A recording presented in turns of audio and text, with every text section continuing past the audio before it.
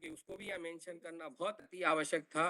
सितंबर 2024 से अपार आईडी निर्माण का कार्य चल रहा है और अगर इस स्थिति में देखें तो करीब करीब 1.5 साल हो चुका है और मैं अनफॉर्चुनेटली मैं अपने स्टेट के लिए कहीं ना कहीं प्रयासों में कमी रह गई है कि हम केवल 66% विद्यार्थियों की अपार आईडी जनरेट कर पाए हैं, जबकि भारत सरकार के अगर मैं आपको रिपोर्ट शेयर करूं अन्य स्टेटों की तो वहाँ लगभग कई 16 स्टेट है जिन्होंने अपार आईडी का निर्माण कार्य पूरा कर लिया है और वहां पे उनकी जो मार्कशीटें हैं जनरेट हो रही हैं अपार आईडी के थ्रू हो रही हैं। तो कहीं ना कहीं हमारा स्टेट पीछे और ये बच्चों का नुकसान हो रहा है, क्योंकि जब तक बच्चों की अपार आईडी के माध्यम से उनका रिकॉर्ड जनरेट नहीं होगा, ये स्टेबल नहीं होगा, ये बच्चे दूसरे स्टेटों में जाके एडमिशन नहीं ले पाएंगे। तो अति शीघ्र, चूंकि भारत सरकार के भी निर्देश है, भारत सरकार ने कभी और पत्र जारी किया है जिसके एवज में हम आपको 2-3 दिवस के अंदर भी पत्र जारी करेंगे। इस वर्ष भी 31 जनवरी की गाइडलाइन भारत सरकार के द्वारा दी गई थी। इसके पश्चात चूंकि 31 जनवरी तक भी कार्य पूरा नहीं हो पाया तो हमने कलेक्टर महोदय को भी पत्र लिखा है। वो निश्चित रूप से जिलों में कलेक्टर महोदय भी आपके द्वारा इस पर चर्चा कर रहे होंगे।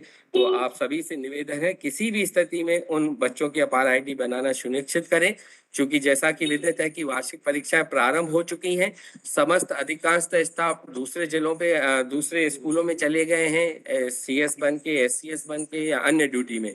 लेकिन चूंकि ये बहुत महत्वपूर्ण कार्य है तो आपके स्टाफ में कोई और जने भी होंगे जो स्कूल को परीक्षाओं के बाद संचालित कर रहे होंगे।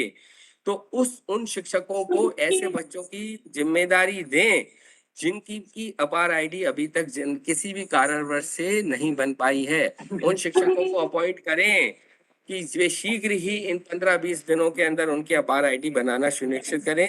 अदरवाइज चूंकि यहाँ से कई बार पत्र जारी हो चुके हैं, हमारे पास पूरा रिकॉर्ड है, इसकी पूरी जवाबदेही जो होगी स्कूल प्रशासन की होगी, स्कूल अथॉरिटी की होगी कि अगर उनके विद्यालय में 20 या 50 बच्चों की अपार आईडी नहीं बनी है तो उसके पीछे क्या सक्षम कारण हैं, वैलिड रीजन क्या है। अगर वो वैलिड रीजन नहीं होते और बच्चों के आने वाले समय में परीक्षा में एडमिट नहीं हो पाते, जैसे आगामी परीक्षाओं में अभी आपने 9वीं 11वीं की भी देखा तो यहाँ पे भी अपार आईडी अगले सत्र में अनिवार्य रहेगी। जो 10वीं 12वीं के बोर्ड फॉर्म रहेंगे, इस बार तो हमने कई प्रयासों से वैकल्पिक ऑप्शनल करा दी थी, लेकिन अगले सत्र में माध्यमिक शिक्षा मंडल भी साफ कह चुका है कि अपार आईडी वैकल्पिक अगले सत्र से नहीं होगी। तो निवेदन है इन सभी बच्चों की अपार आईडी बनाना सुनिश्चित करें, जिससे कि ये अपार आईडी बन जाएगी तो ये हमारे स्टेट के बच्चे जो हैं भारत सरकार की अन्य योजनाओं का भी लाभ ले सकेंगे। एक बार पुनः मैं उन जिलों को कहूंगा कि जो जिले अपार आईडी में बॉटम में चल रहे हैं, मैं एक बार पुनः, जो कि वो लगभग वही जिले रहते हैं जो अन्य योजनाओं में पिछड़े रहते हैं, वही जिले अपार आईडी में पीछे चल रहे हैं। हरी जी से मैं निवेदन करूंगा कि एक स्लाइड आगे करें तो देखेंगे तो यहाँ पे जाने क्यों वही जिले यहाँ पे भी पीछे रहते हैं, वही रायसेन, दतिया, सिंगरौली, मुरैना, शिवपुरी, देवास, विदिशा, जाने क्यों ये सब जगह पे वही रैंडमली पोजीशन आती है। उस जिलों का अगर मैं आपको दिखाऊंगा डाटा, हरी जी से निवेदन भी करूंगा अगली स्लाइड चलाएं, तो आप देखेंगे कि इनके इन जिलों और उन जिलों के बीच में करीब करीब 40% का फर्क है। माने एक जिला 95% अपार आईडी बना चुका है, एक जिला 50% बना चुका है, तो इतना तो मिसमैच हो ही नहीं सकता। और मिसमैच 1.25 साल से हो रहा है, करीब करीब 1.25 साल हो गए, तो ये सब प्रॉब्लम सॉल्व हो जानी चाहिए थी। कहीं ना कहीं इसमें लापरवाही दिख रही है।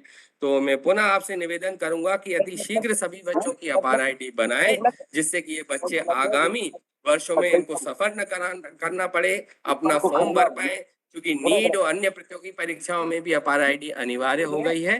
तो इन्हीं बातों के साथ में अपनी वाणी को, जहाँ पे भी देख पा रहे हैं कि लास्ट स्लाइड में भी हमने इसकी टाइमलाइन बढ़ी हुई है और भारत सरकार के निर्देशानुसार अगली बार इसकी टाइमलाइन नहीं बढ़ेगी। तो ये दोनों बिंदु मेरी तरफ से थे।